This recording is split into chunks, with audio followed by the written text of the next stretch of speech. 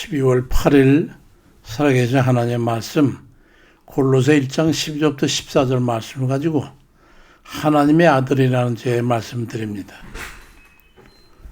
닉 웨렌 목사의 저서인 목적이 이끄는 삶이라는 책이 있는데요.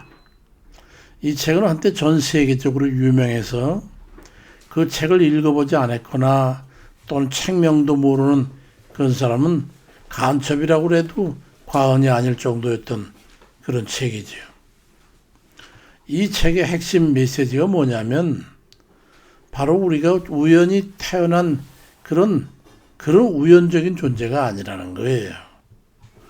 예수 그리스도와의 관계 속에서 우리는 우리 자신을 발견하고 또 우리 각자의 삶은 하나님이 오래전부터 계획해 오신 우주적 차원에서 계획된 것이라는 그런 필연적인 존재에 대해서 말씀하고 있어요.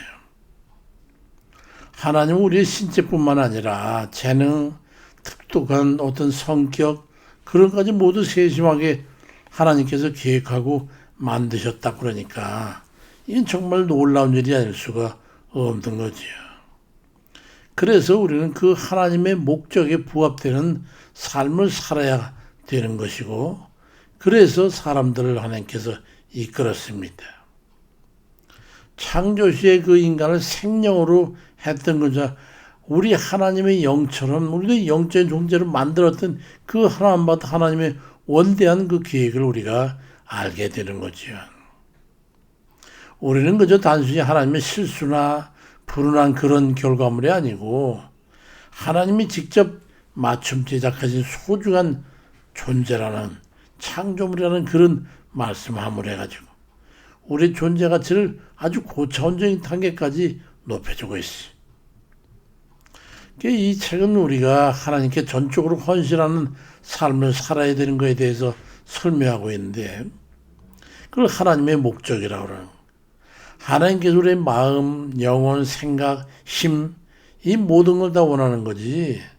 남는 시간이나 마음 한 조각을 하나님 앞에 드리면 하나님께서 그에 대해서 만족한다. 그런 게 아니라는 거예요. 그리고 진정한 예배에 대해서도 말씀하면서 말씀에 기반을 두고 진실하고 질서 있고 현실적인 그런 것이라고 강조하면서 그 힘든 상황 속에서도 하나님께 감사하면서 인내하면서 우리를 온전하게 만들어주신 그 하나님의 진정한 뜻을 발견할 수 있어야 한다고 설명하고 있는 거예요. 그 말씀대로 바로 그렇게 하나님 말씀대로 행하는 그게 바로 진정한 예배라고 말하고 있어요.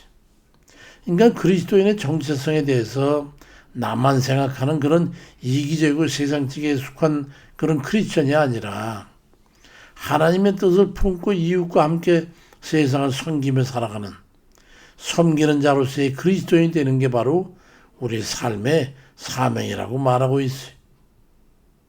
총론적으로 말씀을 드린다면 목적이 이끄는 삶이라고 하는 것은 우리를 향한 하나님의 사랑과 계획을 깨닫고 그분의 목적에 맞춰서 의미 있는 삶을 살아가야 한다는 거기에 결론을 두고 말하고 있어요.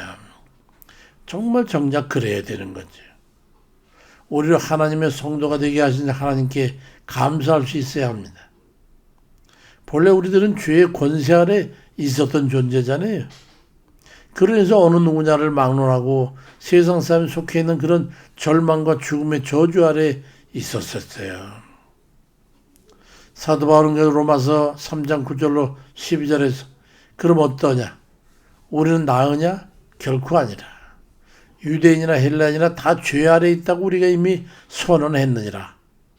기록된 바 의인은 없나니 하나도 없으며 깨닫는 자도 없고 하나님을 찾는 자도 없고 다 치우쳐 함께 무익하게 되고 선을 행하는 자는 없나니 하나도 없다고 말씀하고 있어요. 그러한 완전히 죄인일 수밖에 없는 우리를 하나님께서 사랑하시는 아들이 전권을 가지고 있는 그 아들의 나라로 우리로 하여금 들어갈 수 있도록 하셨던 거예요. 그건 그 아들을 믿는 단 하나의 조건으로 믿음의 조건으로 죄를 완전히 씻기고 받은 이들만 들어갈 수 있는 그런 나라로 우리를 옮기셨던 거예요.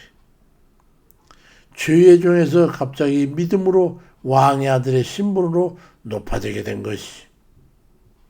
요한복음 1장 12절 그 애에도 보니까 영접하는 자 곧 그 이름을 믿는 자에게는 하나님의 자녀가 되는 권세를 주셨는데 이는 혈통으로나 사람의 육정으로 또 사람의 뜻으로 나지 아니하고 오직 하나님께로부터 난 자들이라고 말씀하고 있고, 이어서 골로새 1장 14절 이하에서는 그가 우리를 흑암의 권세에서 건져내사 그의 사랑의 아들의 나라로 옮기셨으니 그 아들 안에서 우리가 속량고 죄사함을 얻었다고 말씀하고 있습니다.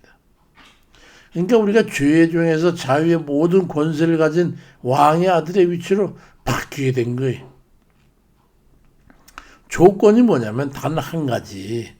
하나님의 그 아들을 인정하고 그분을 믿고 그분에게 맡기고 사는 거예요. 하나님께서 그 어떤 다른 유사한 대안도 제시하지 않았어요. 하나님의 사랑하시는 아들을 대신 죽으시게 함으로 해가지고 우리의 죄값을 치르셨기 때문에 아들의 나라인 천국에 들어가는 것. 그것은 아들을 믿는 믿음 외에는 다른 길이 없다고 천명한 거예요. 요한복음 14장 6절에도 예수께서 이르시되 내가 곧 진리요 진리요 생명이니 나를 말미암지 않고는 아버지께로 올 자가 없느니라 말씀하고 있습니다. 우리들이 얻은 구원이 어떠한 가치인가를 알아야 합니다. 그래서 하나님 아들이 목숨값으로 영생을 얻어서 천국에 들어가게 된 것을 제대로 알면 우리 삶을 함부로 살 수가 없는 거예요. 그 아들을 믿는 사람답게 살아야 되는 거죠. 우리가 알지 못했을 때는 우리에게 이유를 묻지 않았지만은 베드로전서 4장 2절에 보니까 그 후로는 다시 사람의 정욕에 따르지 않고 하나님의 뜻을 따라서 육체의 남은 때를 살게 하려 함이라고 말씀하고 있어요. 우리가 믿기 그 이전에는 따지지 않지만은 믿고 난 다음에는 전혀 완전히 다른 그런 삶을 살게끔 하기 위한 목적을 두고 있다.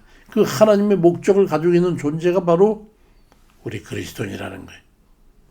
구원받기 전에 가련함에서 벗어나 구원의 목적답게 살라, 그런 말씀이지. 하나님 목적에 부합되는 삶으로의 교정된 삶을 살아야 되는 그런 막강한 책임을 지고 우리가 살아가는 거예요. 그러기 위해서 하나님께서 죄값으로 아들 대신 죽이셨기 때문에 그러한 값어치를 하는 아들답게 우리로 하여금 살라고 하는 그런 소명을 우리에게 주신 거죠.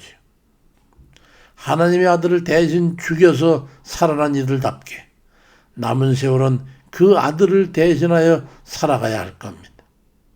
갈라디아 2장 20절에 내가 그리스도와 함께 십자가에 못 박혔나니 그런 적이 전에 내가 사는 게 아니고 오직 내 안에 그리스도께서 사시는 것이라. 이제 내가 육체 가운데 사는 것은 나를 사랑하사 나를 위해 자기 자신을 버리신 하나님의 아들을 믿는 믿음 안에 사는 것이라고 말씀하고 있습니다. 이 말씀 앞에 우리는 바로 서야 합니다. 그것이 바로 하나님의 구원 목적이 이끄는 삶인 것이죠. 하나님의 뜻과 어긋난 삶에서 살던 때를 떠나서 이제는 돌이켜서 아들의 생명까지 대속의 은혜를 주신 하나님께 감사하면서 이제는 나를 위해 살았지만 이제는 나머지 여생을 오직 하나님 우리로 하여금 화목하게 하신 그 주님의 뜻을 따라서 남은 때를 살게끔 하시기 위한 그 하나님의 뜻을 따라서 살아야 된다 이 말. 그런 우리 하나님 앞에 겸손하게 감사함으로 서서 하나님 목적에 합당한 그 삶을 살아가는 모든 이들 다 되시길 주의 이름으로 축원드립니다. 아멘입니다.